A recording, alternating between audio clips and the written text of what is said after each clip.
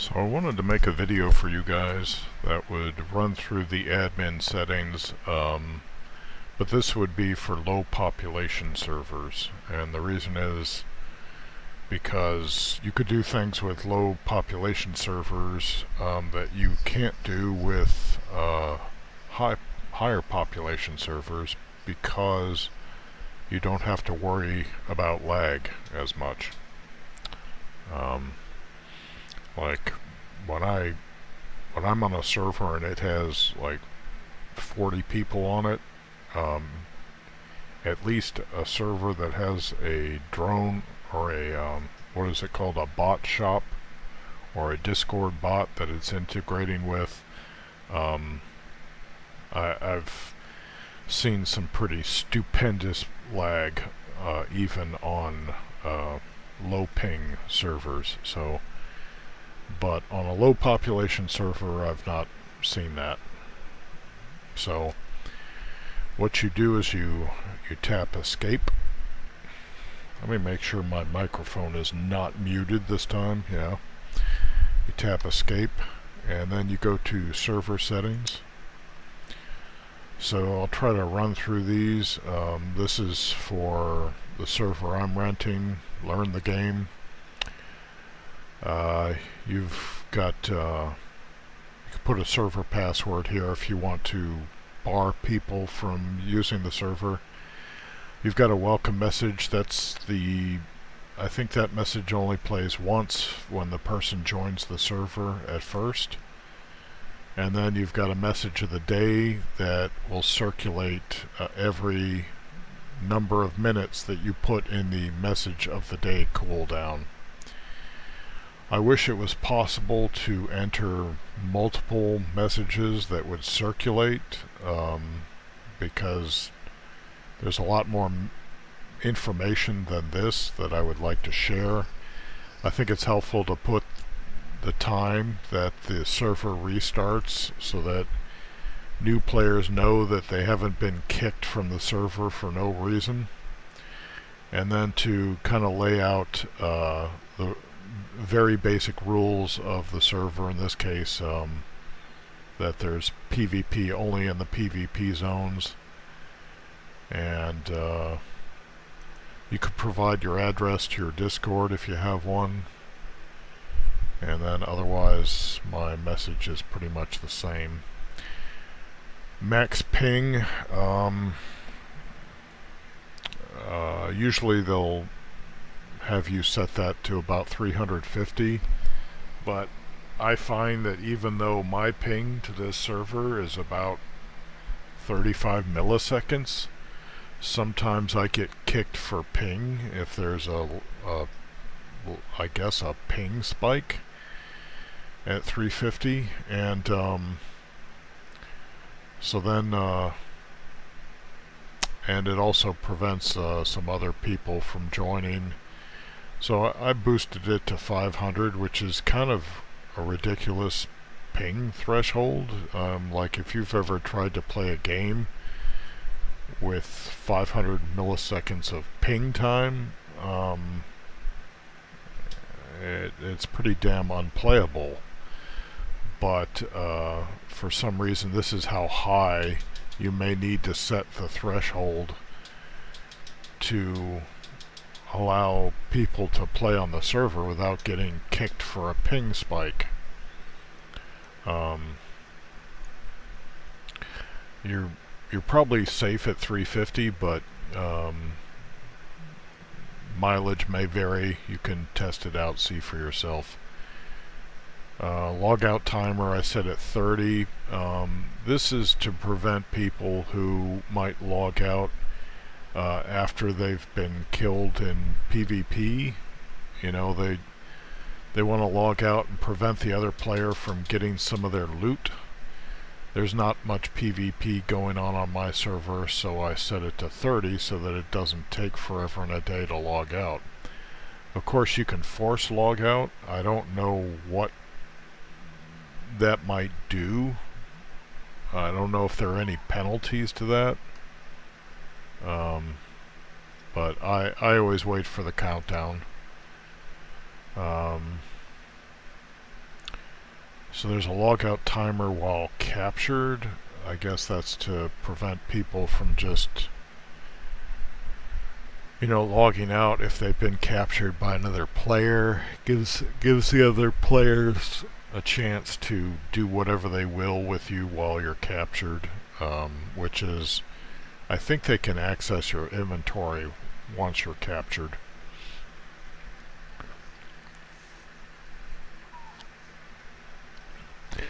Logout time in a bunker.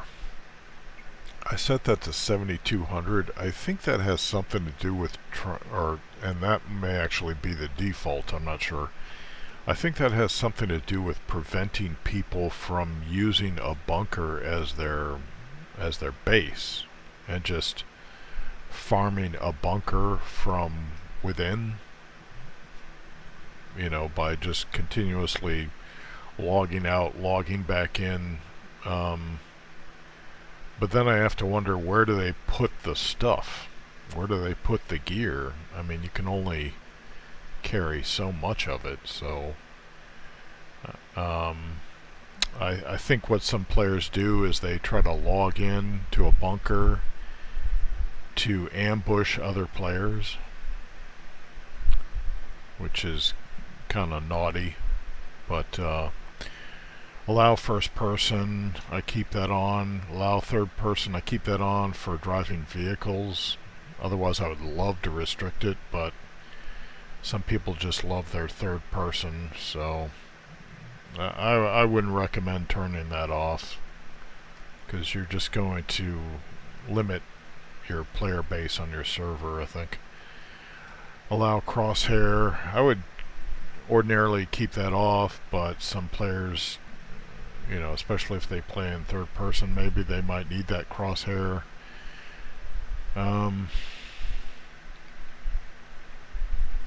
Allow map screen, so you can disable the map, which might add to the gameplay. I've heard that DayZ doesn't give you access to the map initially, so if you like that aspect of DayZ, then you can disable the map in this tab, the general tab. Allow kill claiming, I turn that on. I don't know,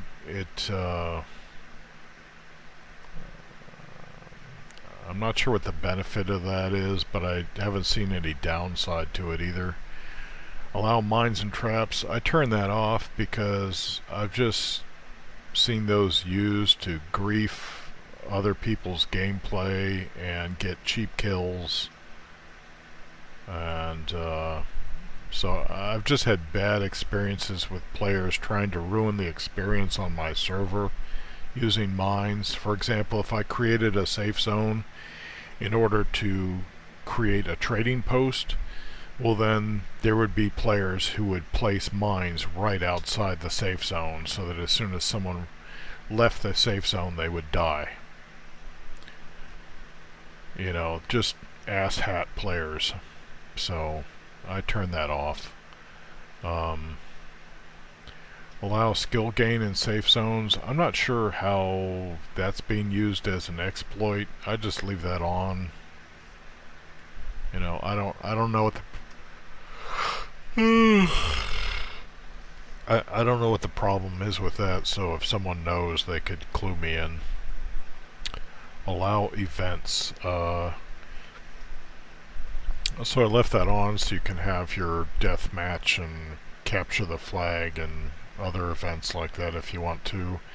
The problem that can happen with events is that someone might be in a location where an event happens, and then when the event happens, all of a sudden they're playing stealthy, and then all of a sudden there's a firefight breaking out, and they get gunned down, and their loot gets taken, I guess. Or they have trouble getting back there to reclaim their loot with so much killing going on. So that might be a reason you might want to turn off the events on your server.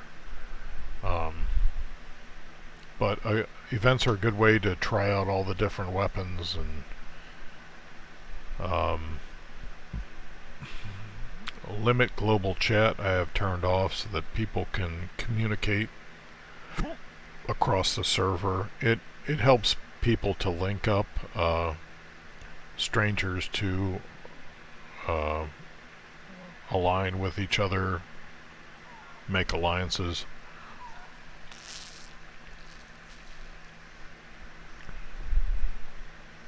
So I've allowed global chat, but now limit global chat is to limit global chat to admins and developers only. Which there's an admin channel, so I'm not sure what the need for that is, but whatever. Allow local chat on, allow squad chat on. So these are all different channels in the game, chat channels. Rusty locks logging. I'm not sure what that's all. It says enable disable logging of lock picking of world locks. So it's not just Rusty locks. So I don't know why they called it Rusty locks logging when it apparently is logging of all locks. And I guess that's to track cheating, I guess, or see when someone is doing something they're not supposed to be doing according to the server rules, I guess. Hide kill notification, I have that turned off. You might want that if you want it to remain mysterious as to who a player killed or who they were killed by, I guess, to prevent like vendettas forming and maybe hate speech. Use map base building restriction. I have that turned off because I find that the developers like to limit building in all sorts of interesting places, and I think players should be allowed to build in interesting places. Now, players can, especially on higher population servers, build in such a way that it prevents other players from accessing resources, but nothing prevents those other players from destroying, those base assets. So if it can be built, it can be destroyed, assuming the rules are set that way on the server. So what's the problem? In fact, if a bunch of players find that a resource is being denied them, they can band up together to destroy that base asset to regain access, so it can become a mission in itself. Disable base building, I have that turned off. Some players like the experience of having players just live out of their backpacks or their vehicles, I guess. This has to do with voting. I've not seen it used that much on my servers anyway. Partial wipe. You do that if you want to wipe the world the next time you reset the server, but not wipe the characters, if I understand that correctly. So I just leave that off because I don't want to wipe the world. But that gives admins the ability to dictate when the wipe happens, which is something that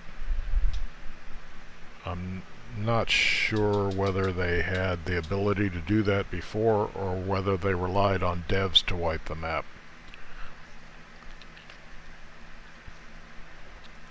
I'm sure there was probably a way, but I don't know what it was. Gold wipe. Let's see, what does that say? Enable, disable gold wipe from the server. I definitely want to keep that turned off because one of the attractions to buying gold is that it gives the players an opportunity to carry something over from one wipe to the other. Now, someone may say, well, that gives those players an unfair advantage. Well, uh, yeah, but then the players have no control over when the devs wipe the map. So this gives them a way to sock away some of their work and then carry on the new wipe. And if the character's progress carries on in the new wipe, then why wouldn't some of their work carry on to the new wipe? So if you turn on gold wipe, then I guess it wipes their gold when the map is wiped. Or possibly when the server resets, I don't know. Anyway, I don't mess with those. At least not yet. Fame gain multiplier, I put it up to 1.25 because people are complaining that it's so hard to get fame now. And it still seems to be a bit of a challenge for starting players to get fame, but not impossible. Then I put these penalties for fame point penalty on death and fame point penalty on killed. Let's see, killed by another prisoner. So I gave them more of a penalty if they're killed by another prisoner. Fame point reward on kill.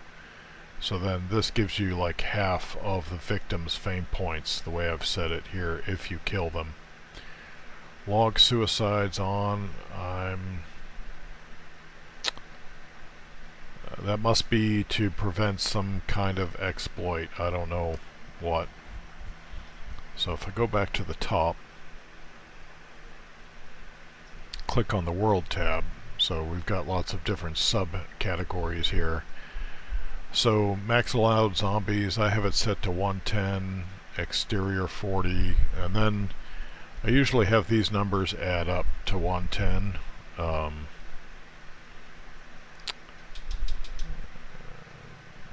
You know, I think that I could set these numbers higher so that the sum was more than the max allowed zombies, and then the game would just like handle that based on what zone the player was in, whether they were in an exterior area, an interior area, or a wild area out in the wild. But I've never really tried it, so I just don't know what it'll do, and I don't really feel a need because using the zombie multipliers, I'm able to come up with an experience that, you know, seems good to me for this server, which this server is trying to be there for new players. You know, it's not intended to be a very intense experience. Zones, or drones rather, I just turn those off because while they're good for giving away a player's position, I don't see much of a use for them as the game currently stands.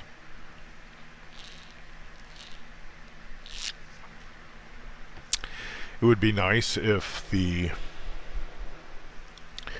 players could connect to a server and then just watch the game progress through those drones. But that's not something that's not a feature of the game right now. So zombie amount modifiers, when you use real numbers like this, I'm not sure if it makes that much of a difference, but I've got it set that way because set it to 1.7 for exterior zombies, 1.5 for interior, and 1.3 for wild. I've got wild turned down a little bit because I think it's less likely that the puppets will be out in the wild, because that's not where the population is, but also because the wild is where players normally land when they first join the server, and I I want to give the players a bit of a chance to gain their footing before they get attacked by puppets.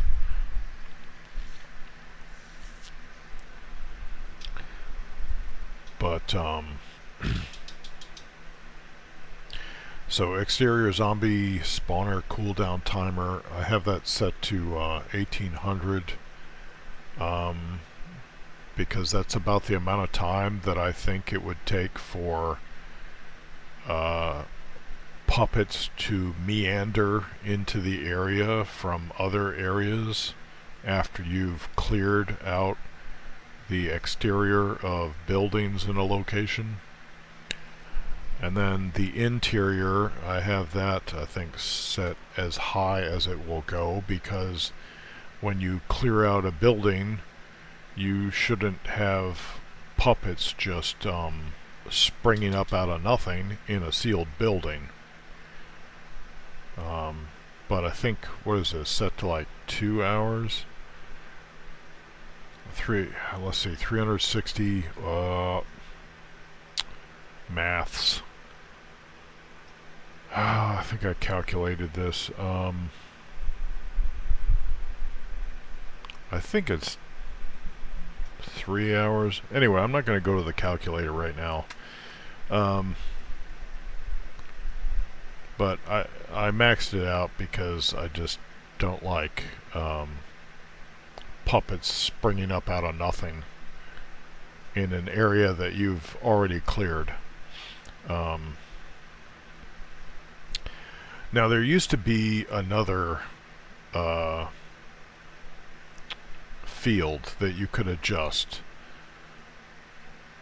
but I think they removed it, and now there's just this zombie spawning check time. So I kind of want the puppets to be there as soon as a person gets into the area.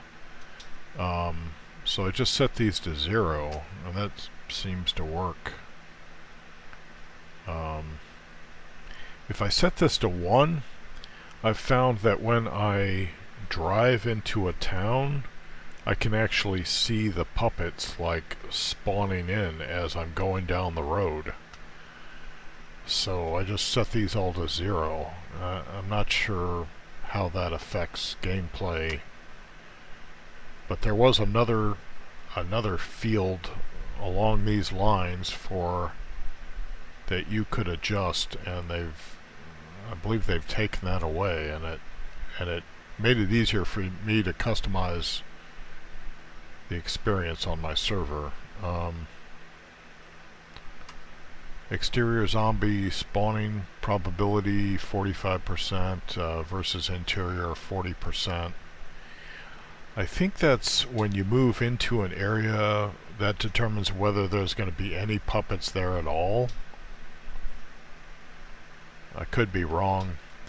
Disable sentry spawning, that's the mechs. I have that turned on for my own reasons. Although they've improved in this area, mechs to me are just like a stealth game.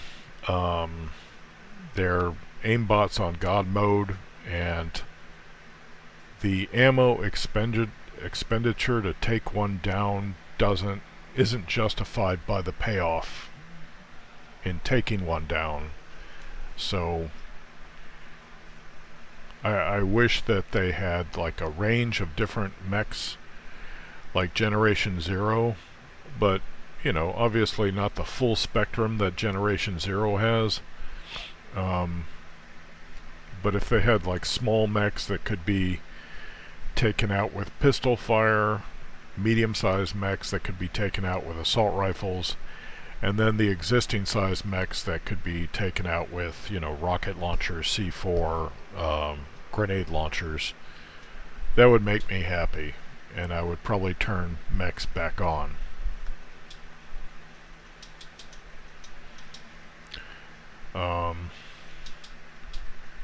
Disable suicide puppet spawning. I have that off because I think beepers, suicide puppets, are a kind of a nice variation on puppets. and they add something to the game. So I leave that on. A suicide puppet can take you down from the top of the leaderboard all the way to the bottom, if you don't have, supplies stocked up. In other words, they could take you back to the bottom tier where you're making a stone knife, just with one explosion. Abandoned bunker commotion threshold. I read a commenter say that setting this to, I think it was 8, and then the abandoned bunker enemy activation threshold to 12, or it might have been 8 and 16. I think it was 8 and 12. Or it might have been 12 and 16. Anyway, between what I have it set here and what the default is, I think that's what they recommended to make for a nice creepy experience. But I think I've heard that these will actually go up to 1,000. So you can actually make it so that the abandoned bunkers are pretty darn abandoned, I think. But anyway, this is what I've gone with.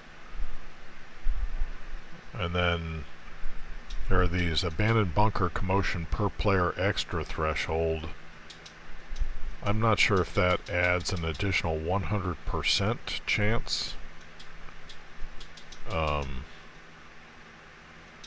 But there should be a penalty for additional players being present, because they make more noise.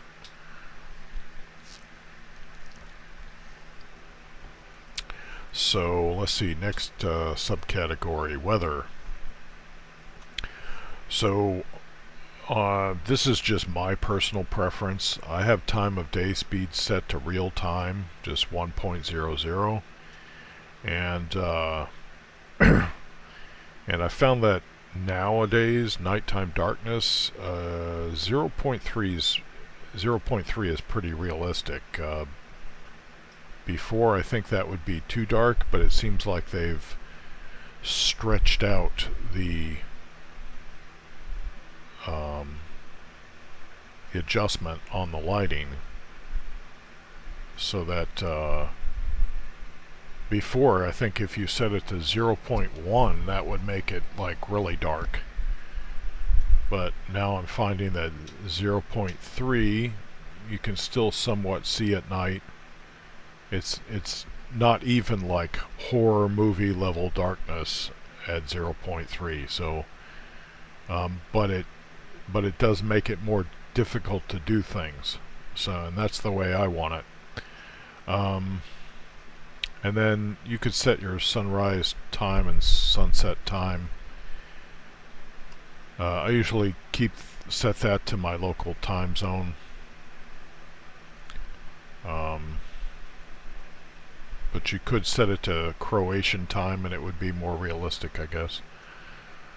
Let's see. And start time of day, that only takes effect, I think, when you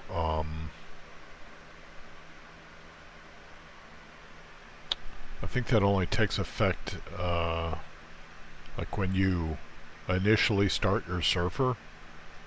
It'll start at 8 a.m.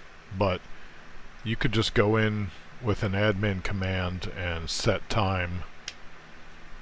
Use the admin command # or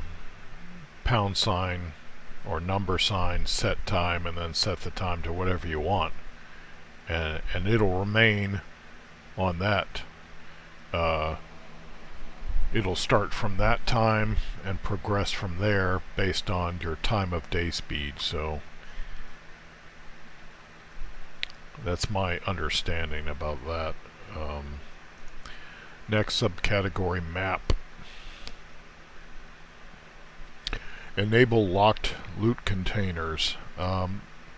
This is for the lockers that you have to pick, like in a police station or in a supply drop. So turning this on means that those lockers are locked. Turning them off means that they're all unlocked. And I really disliked those lockers being locked before I learned how to pick locks. And once I learned how to pick locks, I never went back, and now I like the fact that the lockers are locked. However, I would really prefer that this was a real number adjustment so that you can actually determine the chance that the locker is locked, because in all or nothing, that's just not realistic. Some lockers are going to be unlocked, some are going to be locked. You know, we should be able to adjust the chance of a locker being locked. I would, probably set it to like maybe 90% of the lockers being locked, or maybe 80, probably 90 for a supply drop, and then of course I wouldn't be able to decide whether it was in a supply drop or not, but it would make sense that the supply drop that, let me take that back, because initially, like, the lockers and the supply drops weren't locked. So it made it easier for players to, new players to actually get some supplies out of there. But anyway, I would prefer that it was a chance. Let's see. Custom map enabled.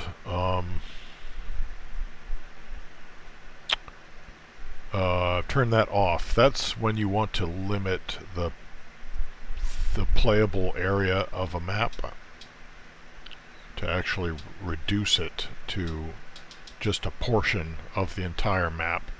Most players don't want this, because, like, why would they pay for a full game and then be restricted to only, enjoying like just a portion of the content? So, but this can be useful for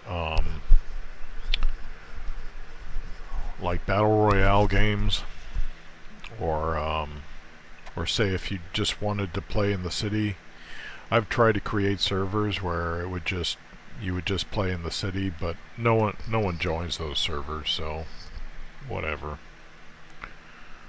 And then you would have to set the dimensions of your custom map.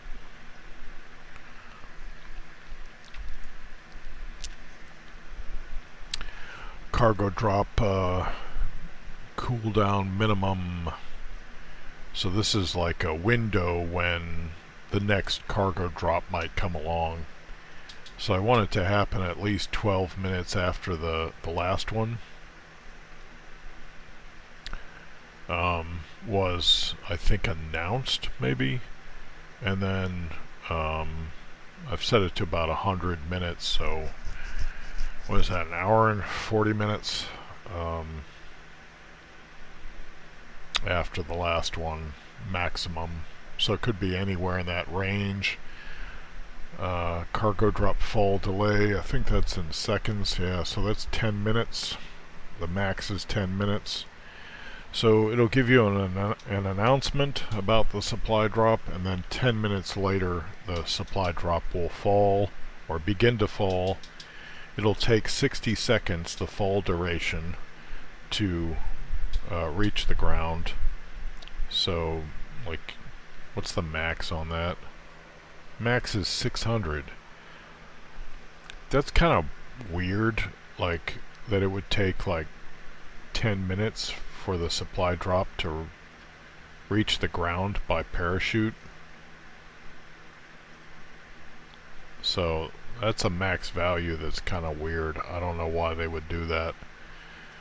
Cargo drop self-destruct time, I've got it set to, I think that's an hour.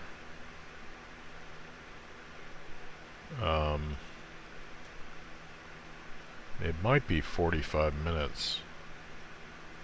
Anyway, whatever. I'm not doing any math right now. I could do it in my head, I'm sure, but my blood sugar, I think, is a little low for that.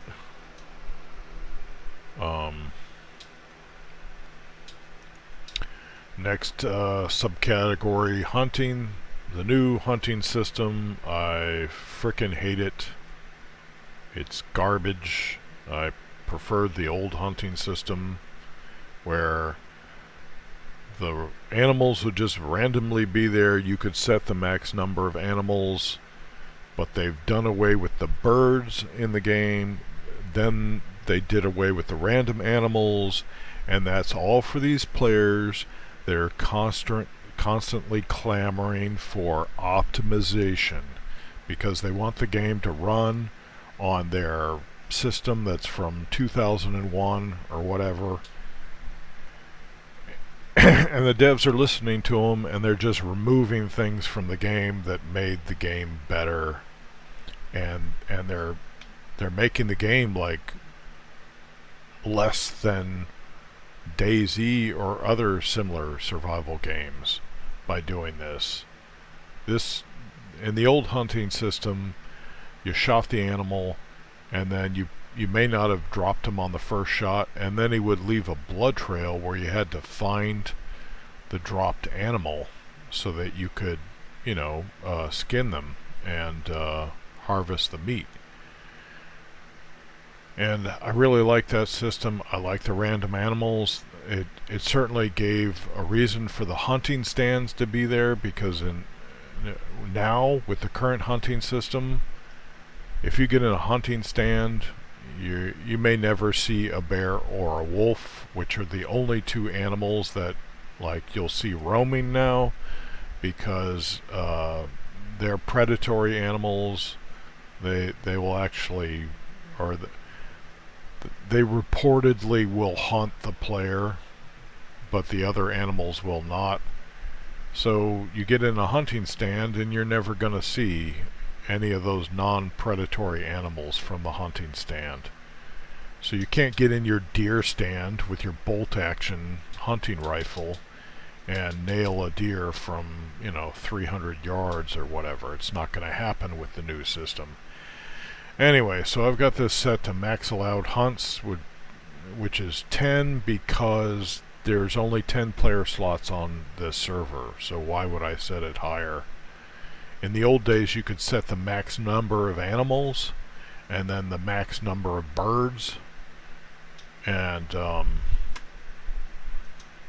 it didn't create any lag on a low population server. So why would you remove that? It's not helping with so-called optimization. And here I'm about to go on a rant. These players cry for optimization because they think it makes them look like more knowledgeable or something. But optimization is this ideal that developers almost never reach to a player's satisfaction, or to the player base's satisfaction. So why would you go chasing that carrot on a stick and destroying your game in the process?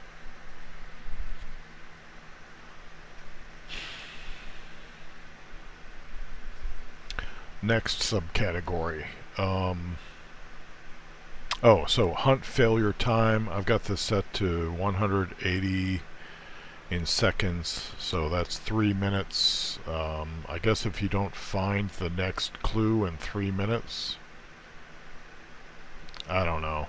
And then hunt failure distance, that's set to 300, which is the minimum, but you can set it up to 22,000 meters? Why? See, that's what gets me. Like, they some of their max values make no sense. And then the max values that used to make sense, they go and limit them, probably chasing after optimization. but why would you have your hunt failure distance at 22 kilometers?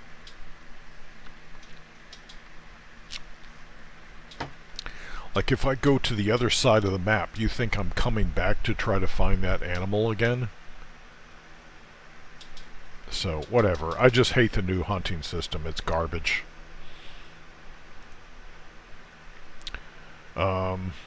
Like one thing that used to happen in SCUM with the old animal system was that the puppets would chase the animals, and then you'd get puppets running across the map chasing an animal. So I was in a supply drop once. I had a beeper chase an animal across the map, and then as soon as it saw me in the supply drop, it jumped into the supply drop and exploded and killed me, you know. And I just thought that was awesome. Like, I should have closed the door, you know, but I didn't. Because, you know, that sort of thing never happens. But it did happen. And it happened randomly, chaotically, because there were roaming animals and puppets who would chase them. And it was awesome. It was like some of the most dynamic AI in this game. And they went and they removed it. I just don't get their design decisions sometimes. So, next subcategory. Oh, we've already done this one, NPC. So now on to respawn. Allow sector respawn. That allows a player to respawn in the map sector of their choosing. That's a pretty quick way to get back to your dead body when you've died and reclaim your loot. Allow shelter respawn. That's for when you're defending your base, you get shot, or if you die anywhere on the map, you want to be able to respawn back at your base where all your loot is so you can gear up again.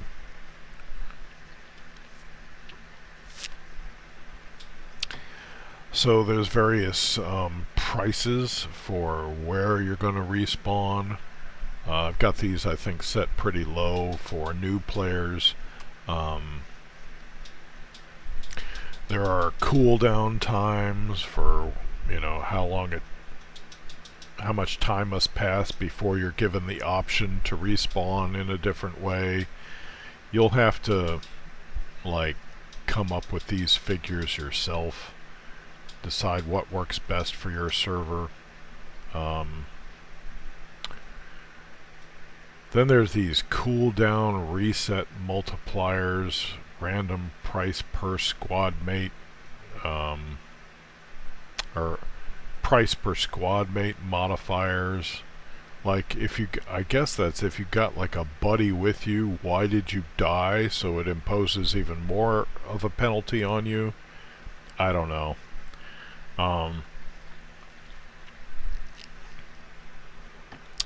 Then there's a commit suicide cooldown, so a player can only commit suicide every 60 seconds on my server. And then the cooldown reset multiplier, I think it adds like 25% to the cooldown time every time they do it or something. I don't know. Then there's a permadeath threshold, so if you respawn so many times that you reach the permadeath threshold of negative 2,000 euros or whatever the Croatian currency is, I've forgotten, then your character will permanently die and you'll have to re-roll a new character. Let's see, on to vehicles. Resources. I had this tweaked so that it was realistic on my last server, and then, you know, of course the devs, they adjust things, and then any calibration you've done to make things like you want them then gets, you know, adjusted, and it's no longer what you were aiming for, so then you got to recalibrate again. And I just haven't bothered to do that because I don't like the arcadey vanilla SCUM fuel drain when you're driving a vehicle. It's too much. It's like you're driving a like a 4x4 with monster tires or something.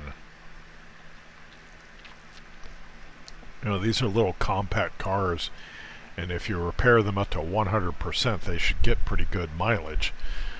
But then players will say, yeah, but I mean, you know, you could drive like forever on a single tank of gas. Yeah, that's why you buy a compact car. So,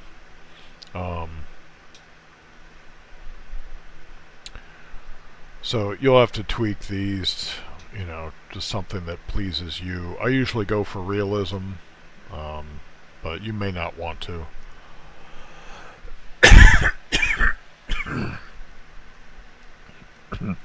So, vehicle spawning. So, for the lower... hold on, I need a cough drop. For the lower tier vehicles, I usually put more of those on the map, you know, for starting players. And then the higher tier vehicles I'll make less common. Because for a lot of players, a vehicle is going to be like one of the major achievements that they're aiming for, and once they get it, then either they'll want to get more vehicles, or, I mean, you can only drive one vehicle at a time, you know, but they might want to get one vehicle per squad mate. But then, you know, once you get a vehicle, maybe then you build a base, or maybe you build the base before the vehicle. But there's only like so many things you can achieve in this game. And what happens to me is I tend to reach a level of gear satisfaction where I just feel like there's not much left to be done. And some of the extreme experiences, like a kill box, I did a kill box twice. My conclusion on the kill box was that it was exactly what it's described to be, and why would I need to go in there if I can survive without going in there? And that's where this game needs some kind of PvE content, end game storyline, where you are required to get out of your comfort zone and go into these places that you otherwise wouldn't go into.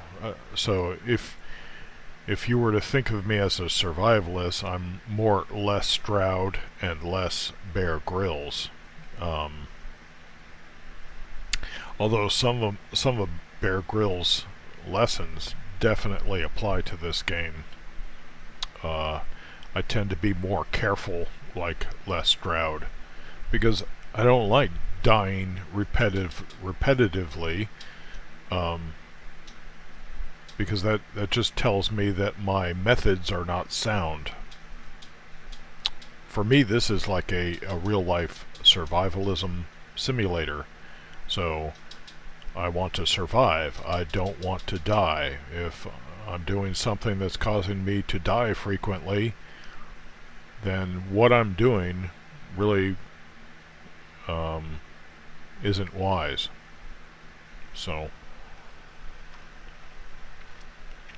and there are lots of really unwise places to go in this game. Like the radioactive zone. Why would I do that? You know, now the real life Pripyat, I would like to visit the real life Pripyat, but the radiation danger can be real if you don't have a Geiger counter. There are some hot spots there that can really cause you to soak up a lot of radiation. And in real life, I would go nowhere near the Chernobyl plant, although I mean, in the state it's in right now, it's in a sarcophagus, but like I wouldn't go in inside the sarcophagus. Um, like the nuclear power plant that's in the game isn't in a sarcophagus, so it's a very hot area. No reason to go there. If I'm trying to survive. But other players will say, if I die, I'll just respawn, you know, and they play it like an arcade game. That's not me. I try to play it like a simulator. So, vehicle spawning. Dirt bikes, I've got 24 dirt bike max functional amount. I usually make it like 2/3 of the max amount. Because I'd rather have, because from what I've seen, when the game says a functional one, I think that means that it has an engine. But having an engine doesn't mean it has all the parts that it needs in order to run. Like, I haven't found or seen on the server, even with these settings, any vehicles that were complete. So even in a functional way where it was just ready to drive, I haven't seen it. So I think functional means that it has an engine, but you still may need to give it a battery, fuel, an alternator. So I've increased that number. I did have it set at half of the max amount, and then based on my observations I jacked it up to about 66%, 2/3 of the max amount. And then dirt bike minimum purchased amount I put to, I'm not quite sure how that works, so that's what I've got it set at. So the Leica, otherwise known as the Lada Niva 4x4, it's a car with 4-wheel drive. That's higher tier than the dirt bike, so I set the max amount to 18, and I've set it that high because our squad on the server has collected a number of these cars, so every one that we've gotten, I've upped the max amount that much for any other players that show up. You know, I don't want to be like accused of vehicle hoarding.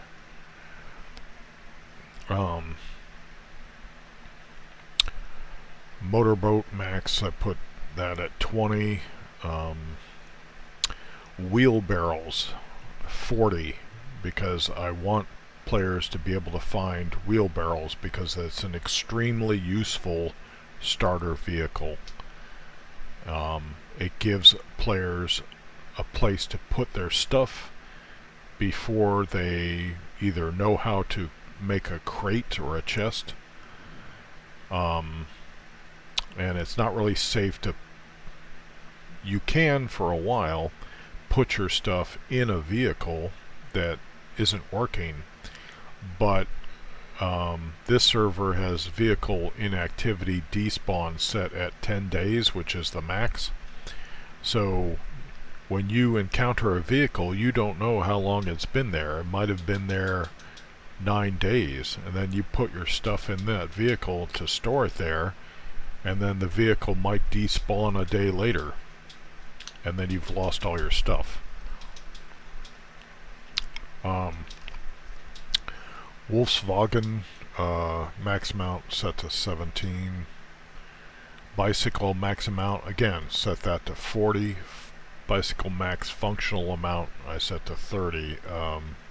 75%, or 3/4 of the max amount. Next subcategory, miscellaneous. Maximum time of vehicle inactivity is, I believe, 10 days. That's was that 240 hours. maximum time for vehicles in forbidden zones. I left that at 2 hours. So you can't leave your vehicle in an outpost area zone for more than 2 hours, otherwise I guess it despawns. I've never seen it happen, so I don't know, but it's a scary prospect for a player to have your vehicle and all of the stuff in it despawn just because you've been at the outpost for 2 hours. You know what? In fact, I'm going to jack that up to 3 just... Now, it won't take effect until the server restarts, but I'm going to jack that up to 3 just so that players can err on the safe side.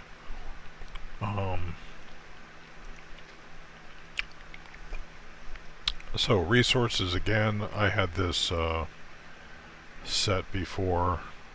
Did I already go over this one? I think I did, yeah. Alright, next tab, damage. Okay, human to human damage multiplier. I had some of these set higher based on the difficulty of the type of human to human unarmed combat. But know this, that if you do this, like boost the multiplier, the damage multipliers for human to human combat, if you leave friendly fire on in your custom zones settings, there's a global configuration, and if you leave friendly fire on there, when you get into a close quarters battle and stray rounds are flying through the air,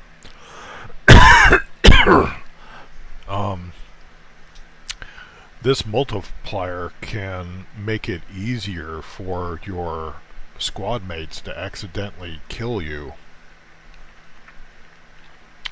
So I had to go into the global configuration and turn off friendly fire just to prevent these modifiers from working against me. You can control the amount of damage that a sentry or mech puts out, but from what I've heard, even if you set it to 0.1, it's still extremely deadly. So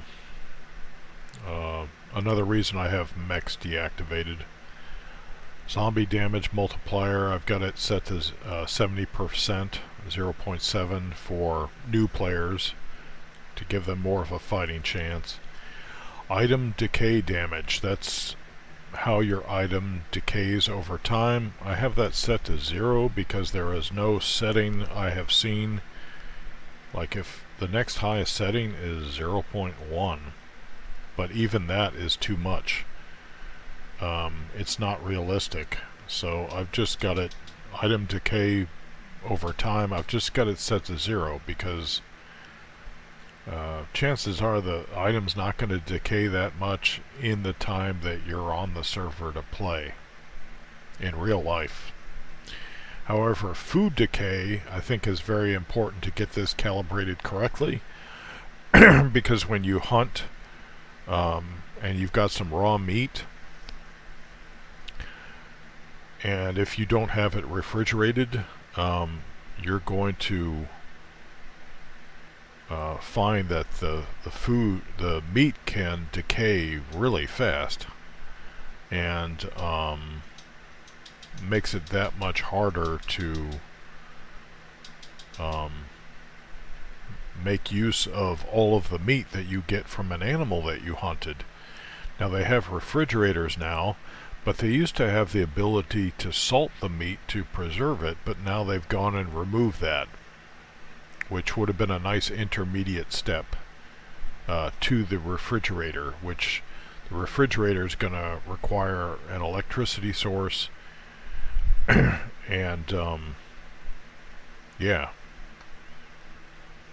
And if it's in a base and you're running a generator, then you're going to have fuel to put in the generator, you know.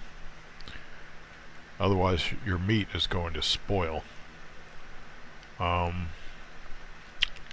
Lock protection damage multiplier. That's when you've got like these little zapper things put on your locks, and if someone tries to pick your lock but fails, then they get zapped by these zappers. So here you can adjust how much damage they get from that. And I think I just jacked that up higher than I wanted to. So we're going to go to the features tab.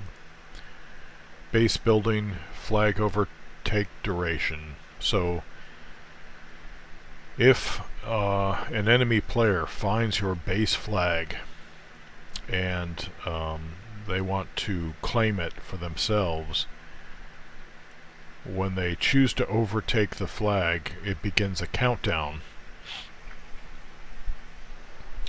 Now I think default for this, I think, is 24 hours. But I set it to 26 because then that gives a player a chance to show up a little later than they normally do to rescue their flag. Then there's how many elements are allowed per flag for building. I've got that set to 400 with an additional 100 per squad member, and then maximum number of expanded elements per flag, I set that to 30. And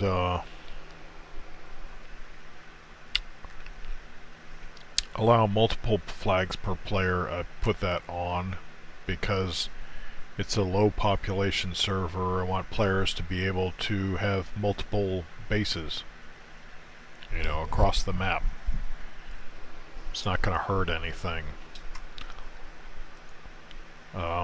Resources, this has to do with water and gasoline and propane and how easy it is to find them, and then how quickly they replenish, and the whole thing with replenishment is kind of weird because it's like, where is not so much with water, because water could be in wells, and wells are replenished by groundwater, by, you know, aquifers, whatever, springs.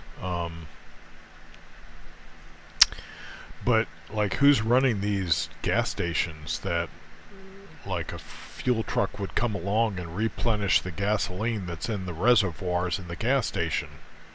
So why would they replenish? And the same would go for propane. Where's that coming from?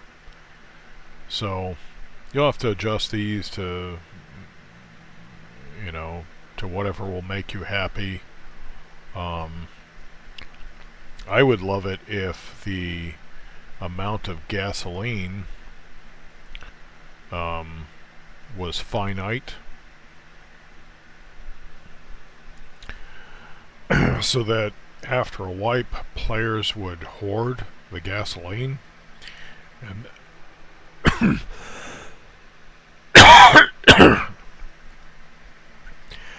and then to get gasoline, you would actually have to engage in base raiding. I think that would be cool. It would be like Mad Max, you know, where people are needing fuel for all their vehicles. I mean, like the older Mad Max movies, not necessarily the new one where it seems like water was more scarce than gasoline.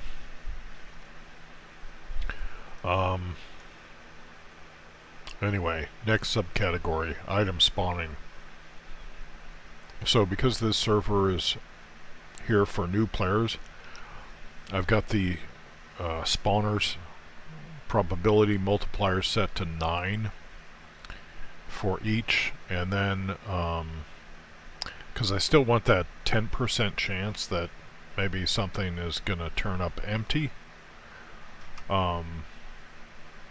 And then the expiration time multiplier, I think there used to be more control. Like I could actually set a time here. Now instead there's a multiplier, and you don't know what the base time is that you're multiplying. So, they don't tell you in the tooltip. So right now I got that set to 2. But I have no idea how long that is.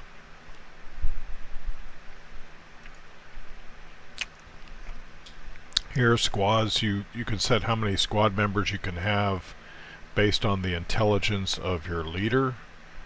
There should be, I think, more slots here based on the ability to increase your intelligence with the stuff that you can find in abandoned bunkers, but there isn't, so... then this has to do with farming.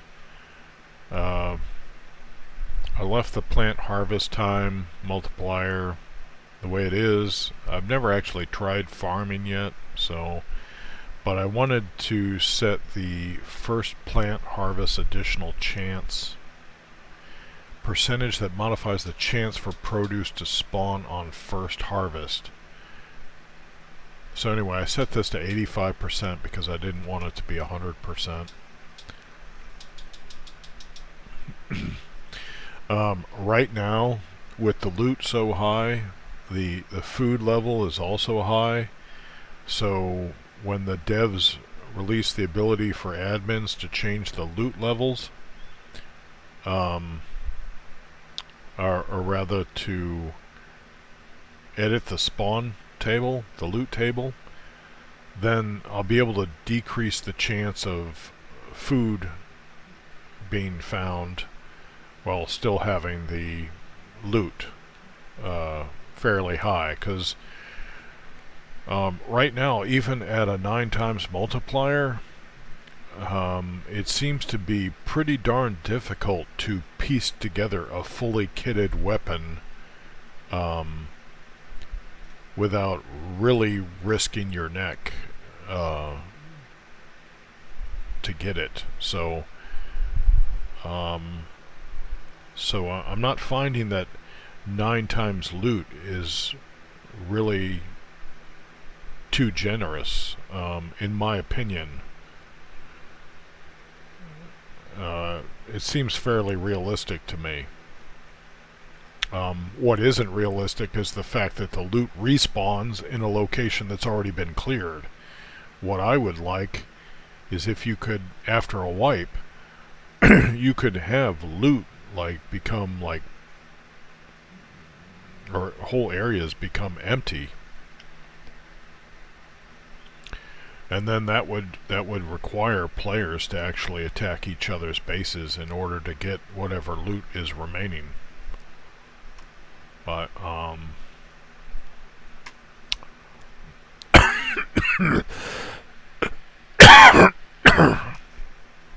when I could adjust the time that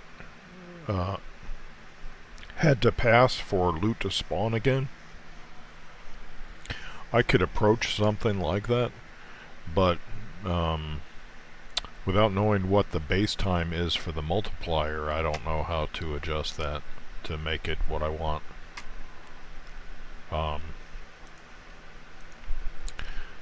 So let's see, farming, and then skills. Skills, you can adjust how the rate at which XP is gained for various skills, and I've kind of done that on some of the skills on this server. Especially skills that I never see rank up much.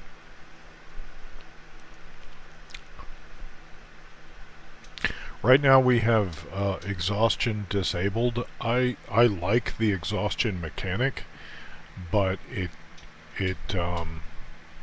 lots of players don't like it.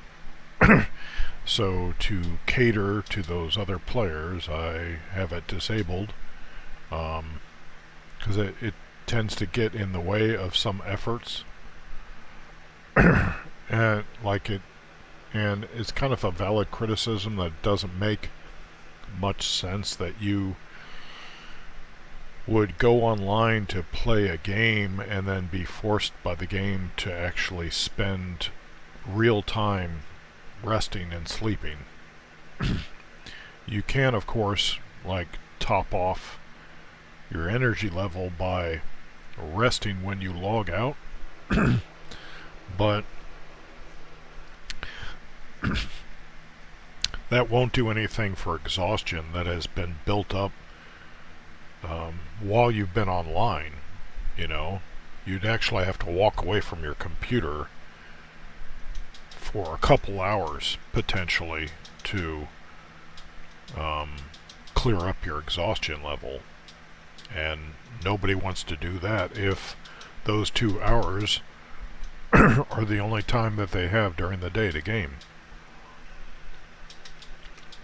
So anyway, I like the mechanic, but lots of people don't. Body simulation speed multiplier, I have that set to 1 to match my real-time 24-hour day-night cycle on the server. Maintain items expiration time, I have that set to max because I place hidden loot all over the map and I don't want that stuff to despawn. However, I used to be able to set this to 6 months. Now I can only set it to 3 months. So that's that's a little disappointing to me, why they would decrease that maximum value while they have these other wacky maximum values that don't seem to do any good.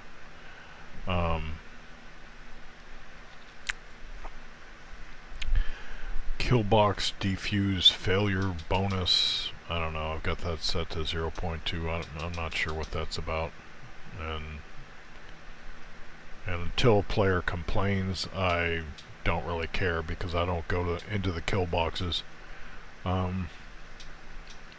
Bedroll visibility timer, like kill boxes are great for video content for, you know, gamers who are making videos, but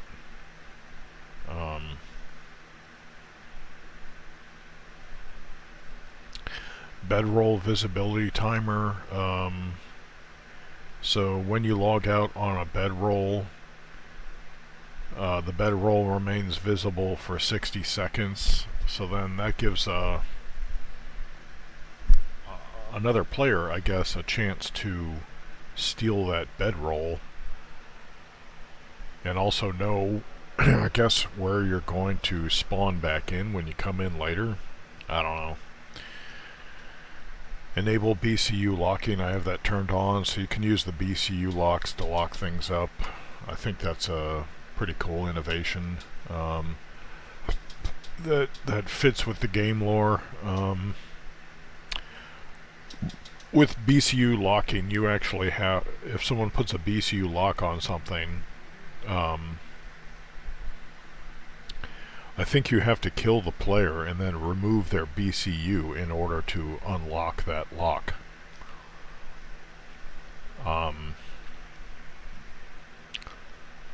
Hours to change name cooldown, I set it to 168. And I guess there's some kind of penalty for name changes. Admins used to have a way to do that. I think it was an admin command called set fake name, but I'm not sure they're allowed to do that anymore. Okay, and now next tab, custom zones. So here's where you create custom zones. Outposts have their own configuration where you set the rules for all the different kinds of damage and what you're allowed to do. There's a global configuration for the whole map. And then like I've got some PvP zones set up around the big city and the irradiated zone with its own rules. And then I was going to try to make markers on the map for known bunkers rather than abandoned bunkers, just so players would know where those were, but I got distracted, didn't finish that. So those are the admin settings, the server settings that are accessible through the main menu when a player who has his Steam ID set as admin to that server. When he's connected to the game, he can do that. So let me resume game. What happened there? Okay, there's 1, 2, 3 supply drops currently. Huh. How's my character doing? Oh, he needs water, and he needs to urinate, looks like.